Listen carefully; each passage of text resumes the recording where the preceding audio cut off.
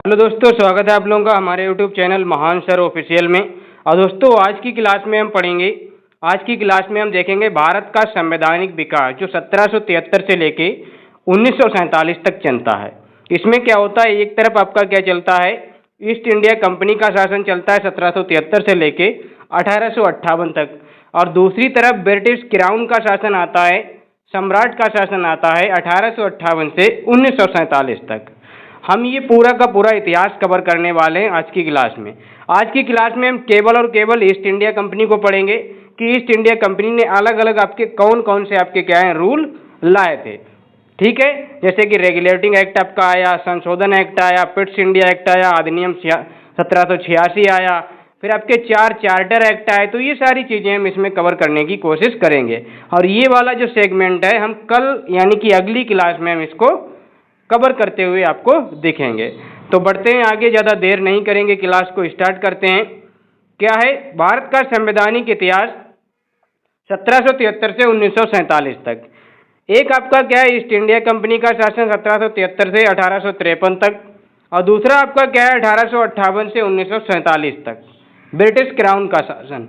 इसमें हम ये सारे रेगुलेटिंग एक्ट 1773, संशोधन एक्ट, पिट्स इंडिया एक्ट 1784, और एक आपका 1786 का अधिनियम आता है, और 4 आपके चार्टर एक्ट आते हैं 1793 का, 1813 का, और आपका 1833 का, और आपका 1853 का। ये 4 आपके चार्टर एक्ट होते हैं।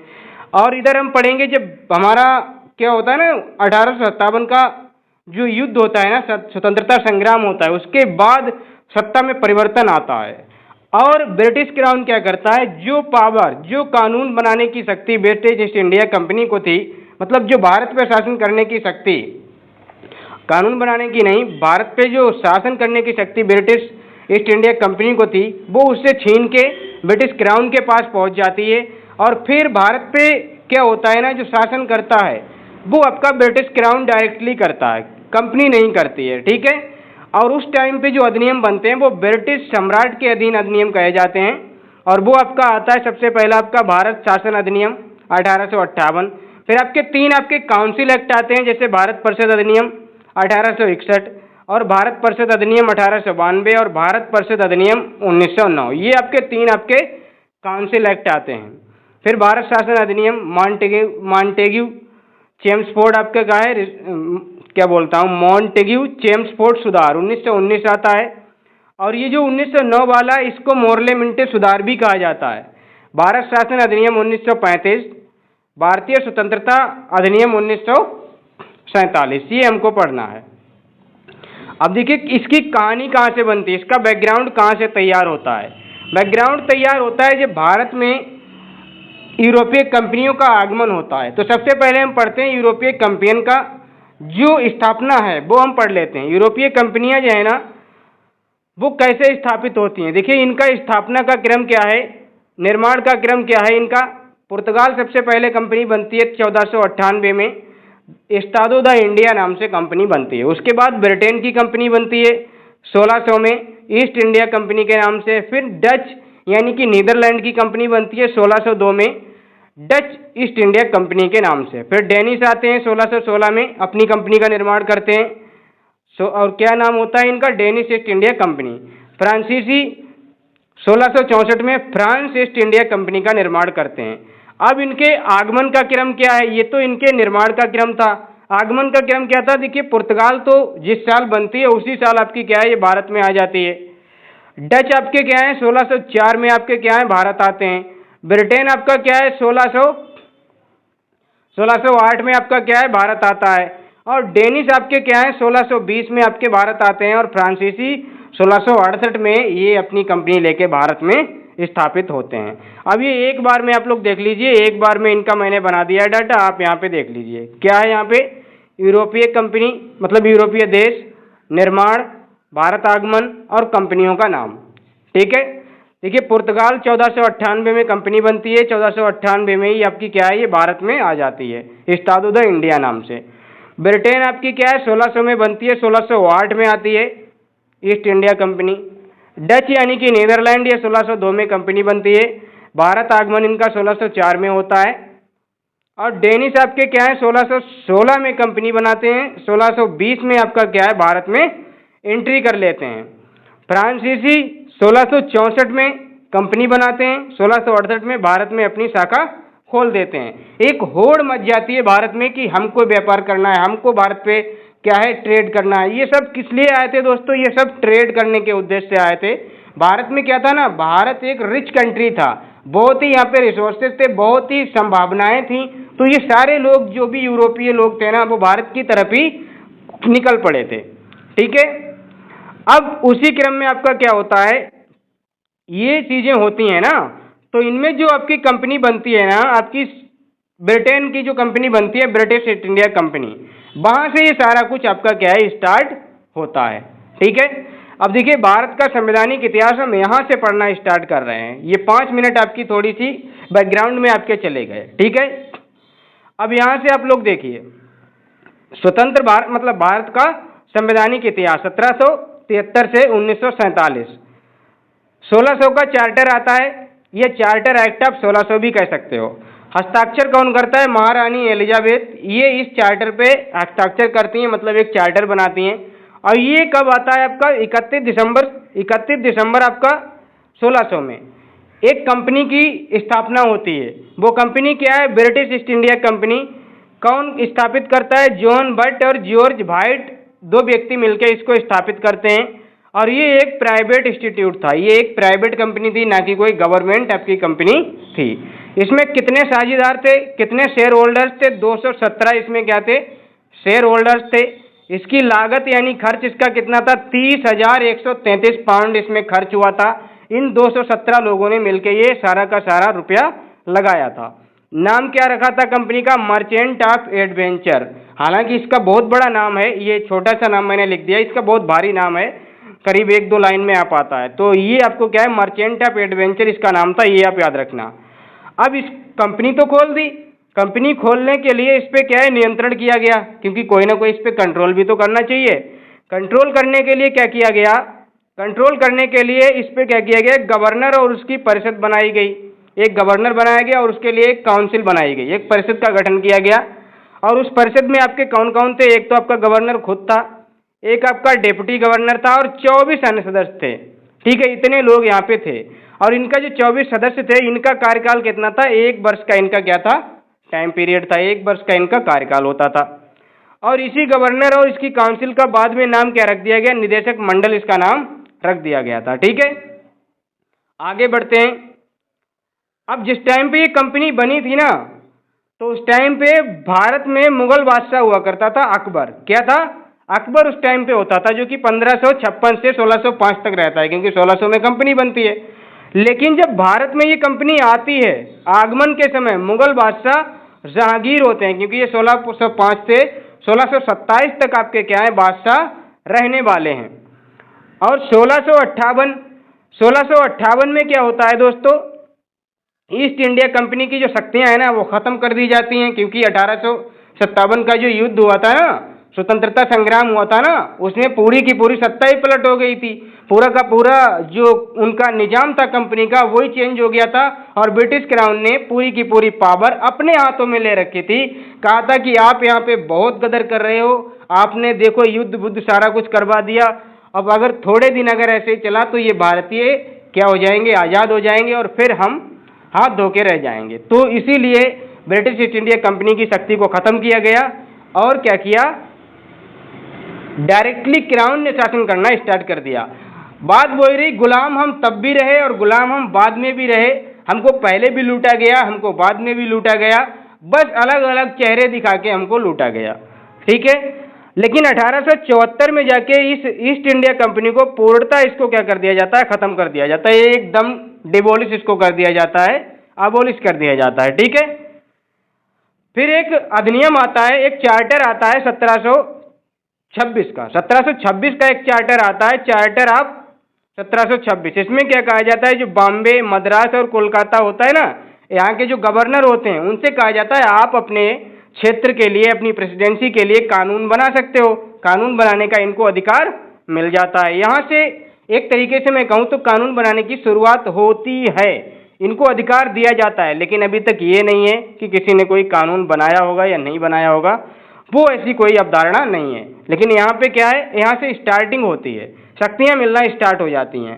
ठीक है, तो अभी हमने ये क्या देखा कि 31 दिसंबर 1600 को कंपनी बनती है। जॉर्ज क्या है यहाँ पे, जॉन मेयर ने 217 लोगों को मिला के ये क्या है कंपनी बनाई थी, एक समूह को मिला के मतलब ये बनाए थे, मतलब 217 व्यापारी इसमें शामिल थे, इतने लोगों ने मिलके ये कंपनी बनाई।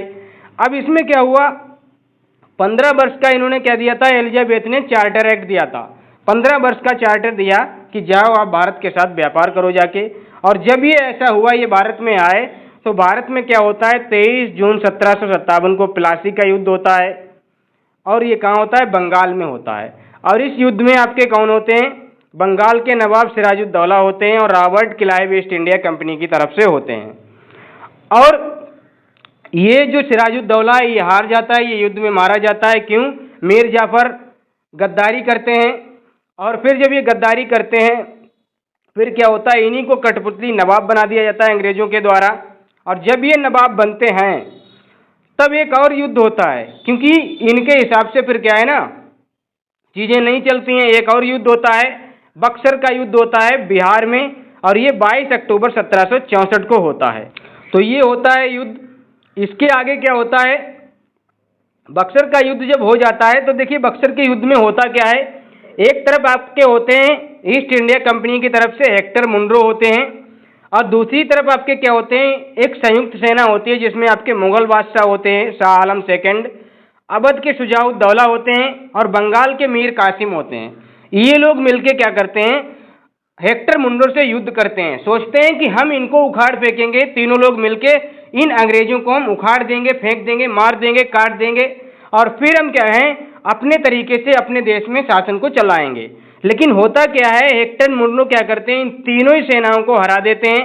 और जब ये इनको हरा देते हैं तो फिर क्या होता है, 1765 में इलाहाबाद की संधि हो जाती है और द्वैध शासन लागू किया जाता है भारत में।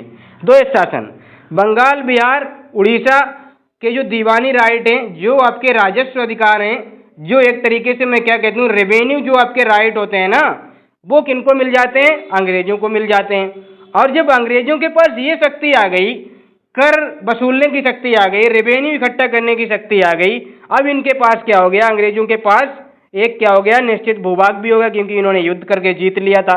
और जब इन्होंने जीता तो इनके पास वहाँ की जनसंख्या भी इन्हीं की हो गई। अब जब इतना सब कुछ इनके पास हो गया तो ये कानून अपने हिसाब से, क्योंकि इन्होंने द्वैध शासन लागू कर दिया, ठीक है ना, तो इनके पास संप्रभुता भी आ गई, और संप्रभुता आ गई तो इन्होंने क्या है सरकार बना ली अपनी, मतलब यही अब क्या है पावर में आ गए थे।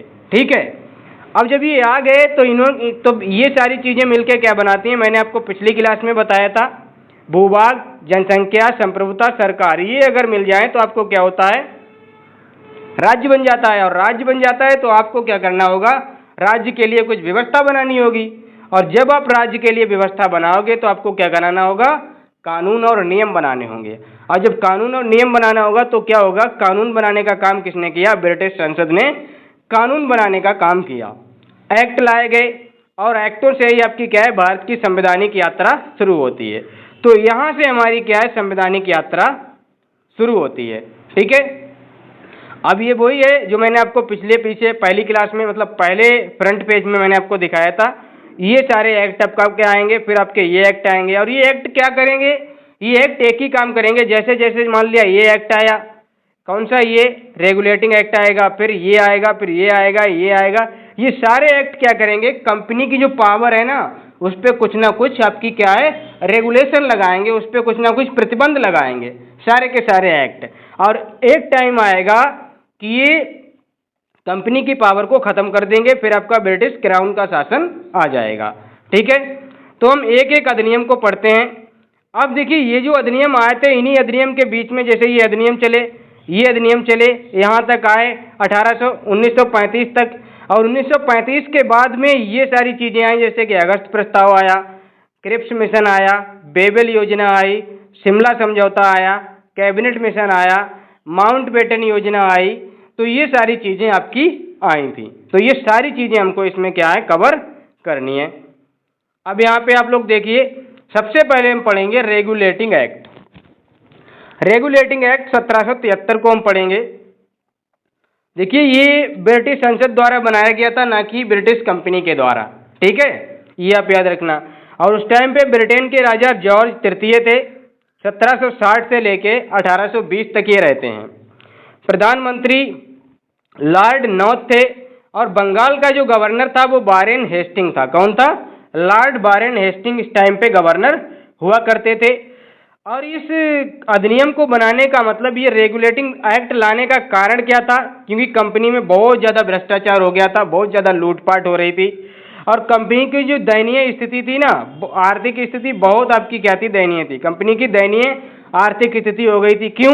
क्योंकि कंपनी पे 60 लाख पाउंड का कर्ज था और फिर भी 4 लाख पाउंड प्रतिवर्ष ये कह रही थी कि इसमें क्या कर रही थी? ये छूट मांग रही थी। एक तो इतना कर्ज था और छूट मांग रही थी और 10 लाख पाउंड का ऋण भी मांग रही थी कि हमें थोड़ा और कर्जा दीजिए। मतलब 60 लाख पहले से आप पे कर्जा है, 4 लाख का कह रहे हैं आप, थोड़ा हमको छूट दीजिए प्रतिवर्ष, और कह रहे हैं और हमें कर्जा भी दीजिए। मतलब कितना भ्रष्टाचार हुआ होगा कंपनी के अंदर।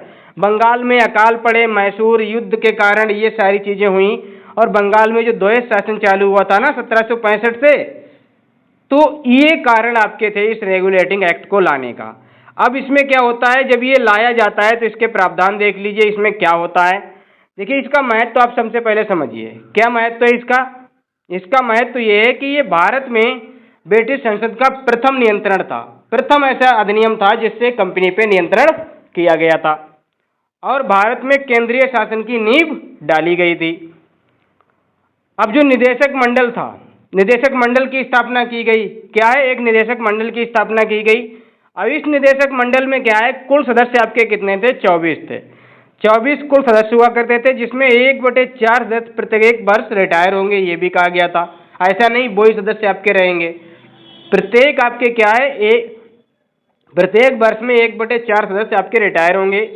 इनका चुनाव क्या है? कंपनी चुनाव जो है, चुनाव कंपनी के शेयर धारकों द्वारा होगा। जो कंपनी के शेयर होल्डर्स हैं वो इनका चुनाव करेंगे कि कौन इसमें रहने वाला है, कौन मतलब निदेशक मंडल में रहेगा।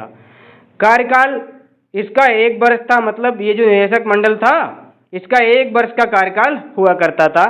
बाद में क्या किया गया, इसको 4 वर्ष कर दिया गया 1773 के बाद। कार्य इसका क्या था? कंपनी के प्रशासन पर निगरानी रखना, सुपरविजन रखना, ताकि कंपनी में कहाँ भ्रष्टाचार, कहाँ हरामखोरी हो रही है, ये सारी चीज़ों पे निगरानी की जाए, इसके लिए निदेशक मंडल की स्थापना की गई थी। और इसमें क्या किया गया था और प्रावधान क्या थे इसमें? एकाधिकार, भारत को 20 वर्ष का एकाधिकार दिया गया था।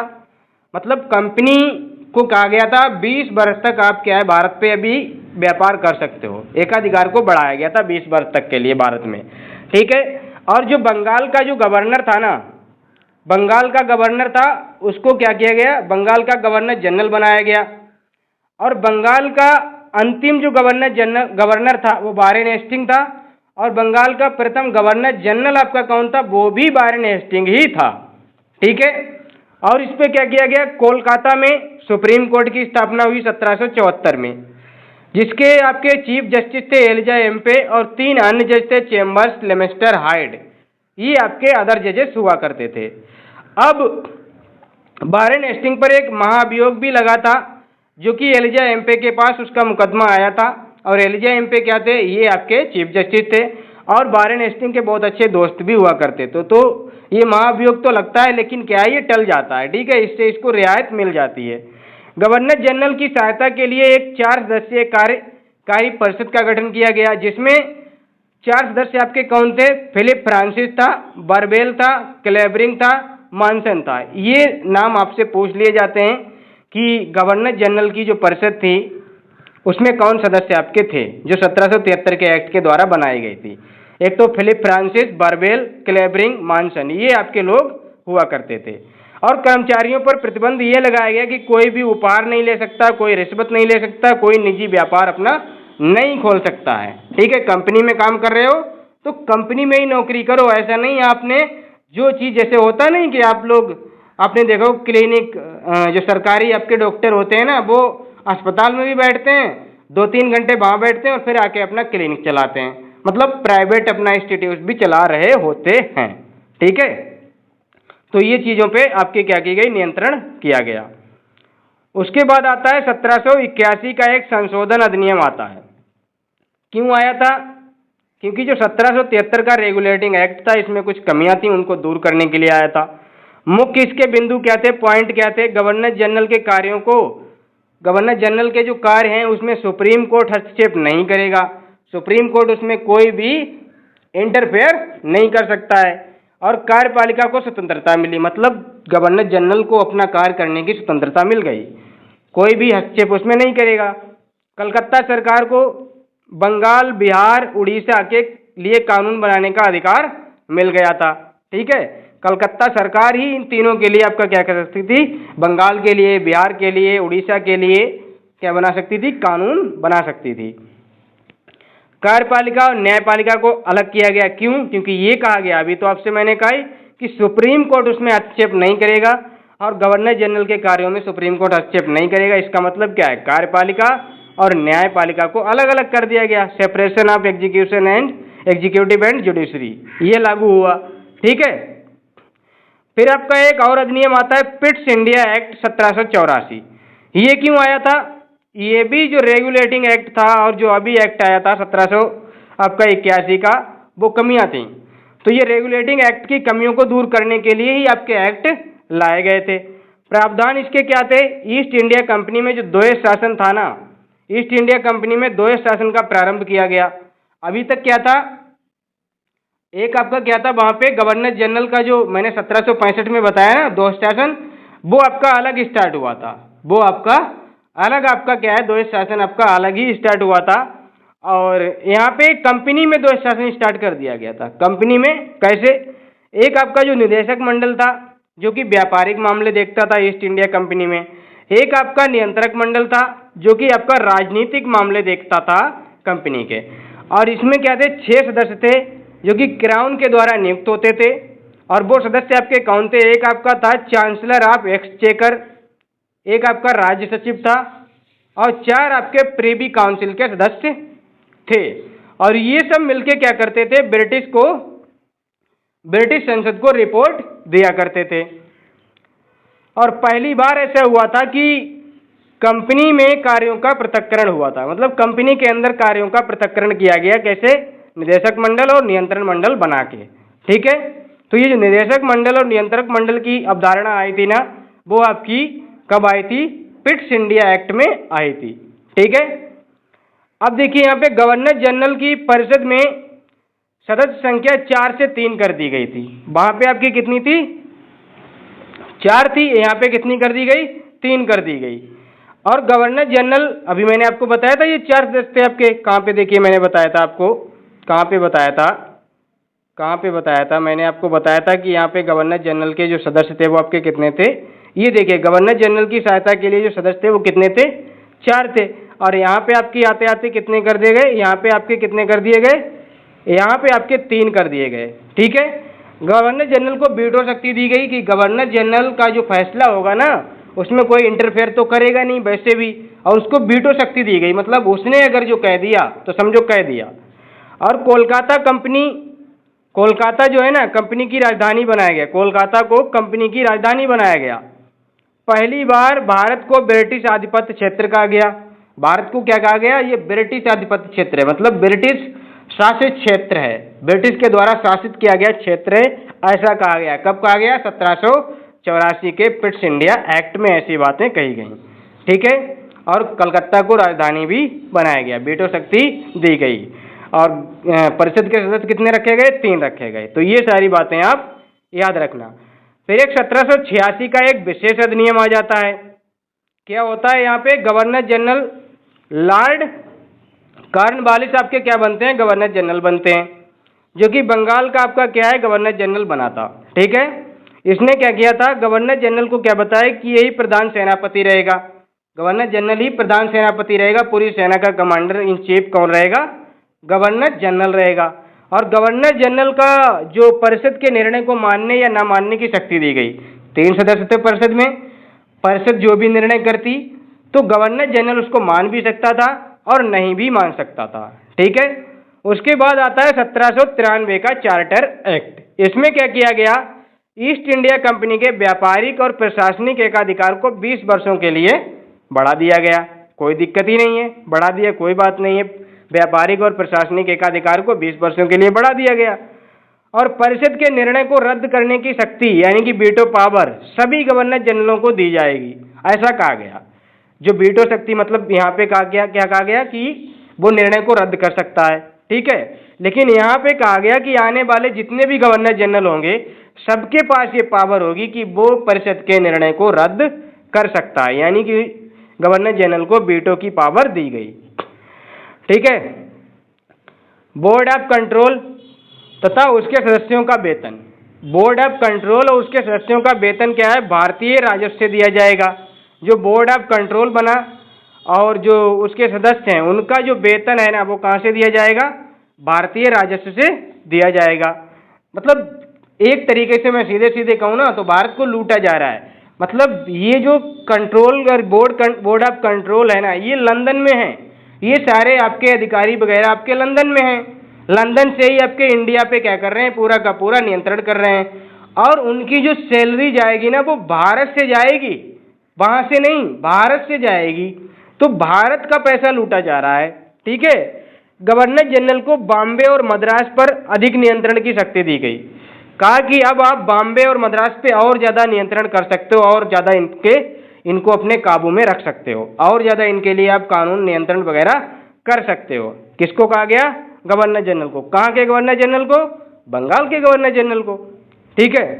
आगे आपका एक अधिनियम आता है 1813 का चार्टर एक्ट। क्या कहा गया इसमें जो कहा गया, इसमें प्रशासनिक एकाधिकार को 20 वर्षों के लिए बढ़ा दिया गया और व्यापारिक एकाधिकार को क्या कर दिया गया, समाप्त कर दिया गया। और ये कहा गया कि अब केवल आप चीन के साथ व्यापार कर सकते हो और चाय और अफीम का व्यापार कर सकते हो। भारत में चाय और अफीम का और चीन के साथ आप व्यापार कर सकते हो। चीन जो हमारा पड़ोसी देश है उसके साथ आप व्यापार कर सकते हो, केवल इतना आपको अधिकार है, बाकी आपके व्यापारिक मामले खत्म। आज से आप व्यापार नहीं करोगे, केवल राजनीतिक एकाधिकार आपका बढ़ाया गया, ठीक है। और क्या किया गया, अन्य ब्रिटिश कंपनियों को भारत में आने की अनुमति भी मिली। जब इनका एकाधिकार समाप्त हुआ इसका मतलब ही ये है कि सिर्फ आप ही यहाँ पे व्यापार नहीं कर सकते हो, हम और भी कंपनियां यहाँ से भेज सकते हैं और वो यहाँ पे क्या कर सकते हैं, अपना व्यापार कर सकती हैं। तो इनको ये क्या है, अनुमति मिल जाती है। और ब्रिटिश कंपनी को शिक्षित वर्गों की आवश्यकता हुई। जब ये कंपनी आई तो इन्होंने कंपनी में काम करने के लिए देखा कि अब तो पढ़े लिखे लोगों की ज़रूरत है, और जब देखा कि पढ़े लिखे लोगों की ज़रूरत है तो इन्होंने क्या कहा, पहली बार इन्होंने क्या किया, शिक्षा पर 1 लाख रुपए खर्च करने का अपना क्या है मसौदा तैयार किया। पश्चिमी शिक्षा का प्रचार प्रसार के लिए इन्होंने 1 लाख रुपए का बजट रखा कि हम शिक्षा पे 1 लाख रुपए खत्म करेंगे, लेकिन ऐसा नहीं किया इन्होंने। कहा लेकिन किया नहीं। लेकिन आपसे क्वेश्चन में पूछा जा सकता है कौन से अधिनियम में ऐसा आया था, तो वो आपका 1813 के चार्टर एक्ट में आया था, ठीक है। ईसाई मिशनरियों को आने की शक्ति मिली। ईसाई मिशनरी जो मतलब लंदन से ईसाई वगैरह यहाँ पे आने की उनको अनुमति मिली और भारत में ईसाई धर्म प्रचार करने लगे और भारत में लोगों का धर्म परिवर्तन कराया गया, ठीक है। स्थानीय सरकारों को कर लगाने की शक्ति, जो लोकल सेल्फ गवर्नमेंट होती हैं उनको टैक्स लगाने की शक्ति दी। कर ना देने पर दंड की व्यवस्था करी। अगर कोई टैक्स नहीं देता है तो आप उसको क्या कर सकते हो, पनिशमेंट दे सकते हो, दंड दे सकते हो। ये आपका क्या था, 1813 का चार्टर एक्ट। उसके बाद आता है आपका 1833 का चार्टर एक्ट। इसमें क्या कहा गया, ईस्ट इंडिया कंपनी से व्यापारिक एकाधिकार इनके पूर्णतः समाप्त कर दिए गए कि अब आप न चीन के साथ न चाय और अफीम का व्यापार कर पाओगे। और जो प्रशासनिक एकाधिकार है इनको पुनः 20 वर्षों के लिए बढ़ा दिया गया, कोई दिक्कत ही नहीं। बंगाल का जो गवर्नर जनरल था उसको भारत का गवर्नर जनरल बताया गया और बंगाल का आपको पता ही है अंतिम गवर्नर जनरल विलियम बेंटिंक होता है इस टाइम पे, और यही आपका भारत का प्रथम गवर्नर जनरल भी होता है। कौन, विलियम बेंटिंक। और इसमें आपकी क्या थी, समस्त आपकी पावर दी गई, समस्त शक्तियाँ इसको दी गई, जैसे कि चाहे नागरिक शक्तियाँ हो चाहे सैनिक शक्तियाँ हो। ये आपका क्या था, चीफ मतलब सेना का भी कमांडर था और सैनिक शक्तियाँ भी इसको दी गई थी, ठीक है। अब देखिए गवर्नर जनरल के द्वारा कानून को, जो गवर्नर जनरल द्वारा कानून बनाए जाते थे उनको एक्ट कहा जाने लगा। उनको क्या कहा जाने लगा, एक्ट। इससे पहले के जो आपके कानून थे वो नियामक कहलाते थे। अब जो गवर्नर जनरल कानून बनाएगा वो आपके क्या होंगे, एक्ट होंगे। अब इस एक्ट, ये आप मत लगाना, ये तो आपका ब्रिटिश संसद ने बनाया है। अगर गवर्नर जनरल कंपनी के लिए कोई आपका कानून बनाएगा तो वो आपका एक्ट कहलाएगा, ठीक है। और गवर्नर जनरल को भारत के किसी भी क्षेत्र में कानून बनाने की शक्ति दी गई, क्योंकि गवर्नर जनरल को अब क्या कर दिया गया था, भारत का गवर्नर जनरल बना दिया गया था। अभी तक वो बंगाल का था, अब वो भारत का बन गया। जब वो भारत का गवर्नर जनरल बन गया तो भारत के किसी भी क्षेत्र में कानून बना ही सकता है। ब्रिटिश कब्जे वाले संपूर्ण भारतीय क्षेत्र पर पूर्ण नियंत्रण, जो भी ब्रिटिश के अंडर में जितने भी क्षेत्र थे भारत के, उन पे तो आपका क्या था, पूर्ण आपका नियंत्रण था आपका ब्रिटिश का, ठीक है।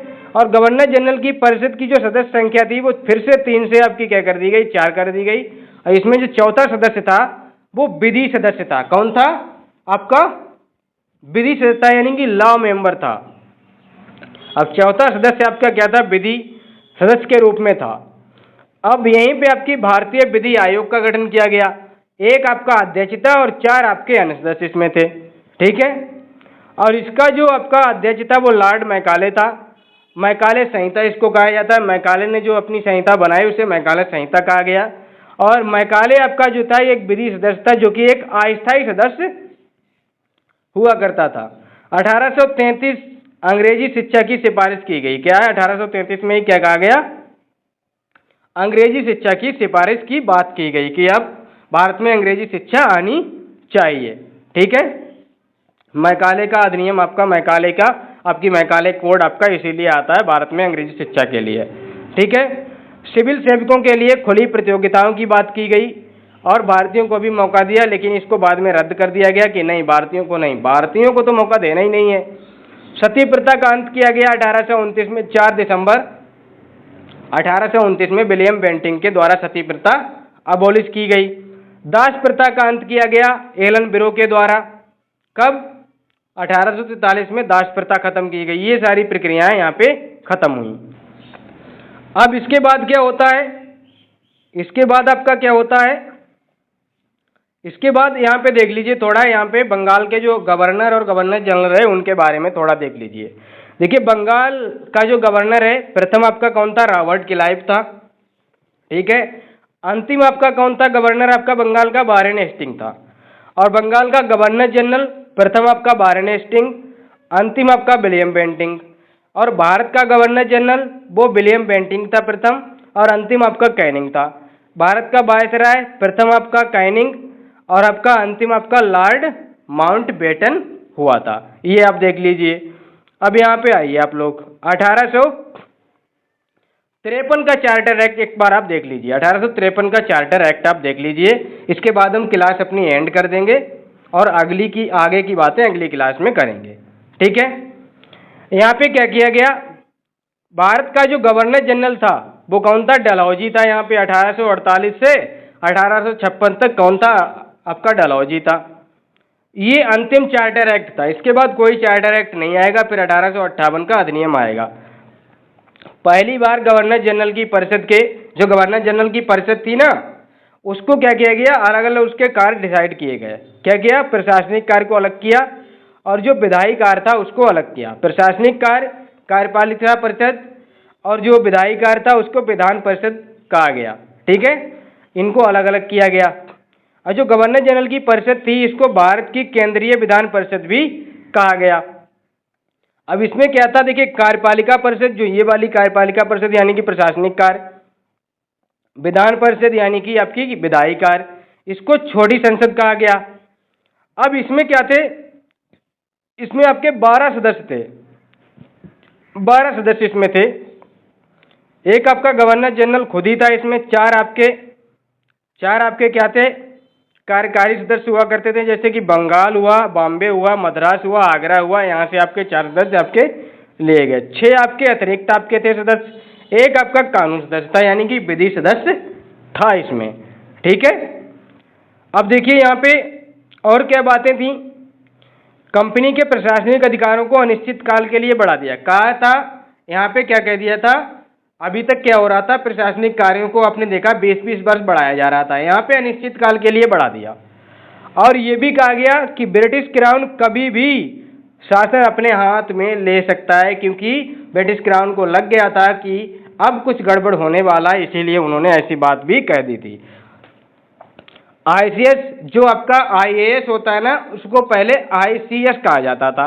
उसकी जो लिखित परीक्षाएं हुआ करती थी ना, मैकाले समिति की सिफारिश पे आपकी क्या है 1854 में भारतीयों के लिए भी यहाँ होने लगी थी। भारतीयों के लिए भी, इसमें भारतीयों को भी आपका क्या किया था, शामिल किया गया था। और ये 1854 से लेके 1922 तक लंदन में आयोजित की गई आपकी कंपटीशन एग्जाम। और 1923 से ये भारत में आपकी आ गई। सिविल परीक्षा द्वारा महत्वपूर्ण पदों पर नियुक्तियां, सिविल परीक्षा के द्वारा ही महत्वपूर्ण पदों पर नियुक्तियां होती थी कंपनी में, ठीक है। और बंगाल के प्रशासन के लिए एक लेफ्टिनेंट गवर्नर को नियुक्त किया गया। बंगाल के प्रशासन के लिए एक लेफ्टिनेंट गवर्नर को नियुक्त किया गया। विधि सदस्य को परिषद का पूर्ण सदस्य माना गया था। पहले आपका क्या था, विधि सदस्य आपका क्या था, अस्थायी सदस्य था। मैंने आपको अभी यहाँ पे दिखाया था, देखिए मैं आपको दिखा देता हूँ ताकि आपको याद आ जाए। ये देखिए मैकाले आपका क्या था, ये आपका क्या था, विधि सदस्य था। और ये आपका कैसा था, अस्थायी था। लेकिन अब यहाँ पे क्या किया गया, इसको स्थायी आपका बना दिया गया था, पूर्ण सदस्य आपका माना गया था, ठीक है। निदेशक मंडल के जो सदस्य थे 24 से घटाकर आपके कितने कर दिए गए थे, 6 कर दिए गए थे। 6 नहीं 18 कर दिए गए थे। कितने, 18 कर दिए गए थे, जिसमें से 6 सदस्य आपके ब्रिटिश क्राउन द्वारा मनोनीत होंगे। तो ये आपके क्या थे, ये सारे के सारे आपके क्या थे, अधिनियम थे जो मैंने आपको पढ़ा है। अगली क्लास में हम क्या करेंगे, अगली क्लास में हम ये वाले अधिनियम पढ़ेंगे। कौन से, ये वाले हम अगली क्लास में अधिनियम पढ़ेंगे। तो आप अगली क्लास को जरूर देखना ताकि आपका पूरा ये संवैधानिक इतिहास वाला चैप्टर क्लियर हो जाए, ठीक है। तो वीडियो अगर आपको अच्छी लगी है तो वीडियो को लाइक शेयर सब्सक्राइब जरूर कर ही देना। और PDF के लिए हमारा टेलीग्राम चैनल है महान सर ऑफिशियल के नाम से मिल जाएगा आपको। और ये आपका क्या है ना कि इसके डिस्क्रिप्शन में आपको लिंक मिल जाएगा। आप वीडियो के नीचे जो डिस्क्रिप्शन होता है उसमें आप जाना, वहाँ पे आपको लिंक मिल जाएगा, वहाँ से ज्वाइन कर लेना, आपको PDF मिलती रहेगी, ठीक है। और ये हमारी इतिहास की क्लासें आपकी हो चुकी हैं, 2 क्लासें मैं इतिहास की आपकी डाल चुका हूँ। तो ये क्लासें इतिहास की भी आप देख लीजिए, यहाँ से बहुत शानदार क्लासें, बहुत ज़बरदस्त कंटेंट मैंने दिया है, ठीक है। तो फिर मिलते हैं दोस्तों नेक्स्ट वीडियो में, तब तक के लिए धन्यवाद।